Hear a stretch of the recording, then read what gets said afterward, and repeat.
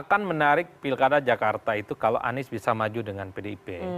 Ramainya itu ini mempertemukan dua kutub yang selama ini saling bertabrakan. Jadi yang kedua adalah apapun judulnya, Anies ini kan dianggap sebagai antitesa, orang yang selalu opposite di luar kekuasaan politik. Dan tentu kalau bicara Anies, kalau terpilih jadi gubernur, dia akan disebut sebagai ancaman. Tapi ingat, orang hanya melihat Anies ini ancaman bagi pemerintah dan kekuasaan. Tapi kalau Anies jadi gubernur, PDIP pun juga mestinya merasa terancam. Kenapa? Karena kader-kader PDIP ada kecenderungan yang maju di berbagai tempat itu, tak ada yang punya nama besar sehebat Anies per hari ini. Misalnya Mas Ganjar, Mbak Puan Maharani sendiri. Jadi Ya, untuk betul. 2029 itu mengancam ya? Betul, karena apapun Anies ini memang portofolionya adalah spesialis pilpres.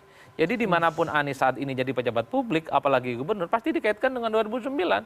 2029 nggak bisa maju lagi, 5 tahun lagi pasti. Jadi kartu politik Anies itu di situ aja. Jadi dalam komunikasi politik secara umum, banyak orang terganggu dalam konteks ini. Oleh karena itu ada siklus 10 tahunan. Ini bagi pendukung Pak Anies Baswedan dan Pak Anies. Dulu orang masih mendengarkan argumen-argumen survei, orang yang kuat elektabilitasnya ada kecenderungan dikerubungi oleh partai. Sejak 2024 ini, survei itu cenderung dianggap variabel nggak penting. Yang penting itu adalah elit, demokrasi mereka yang menentukan.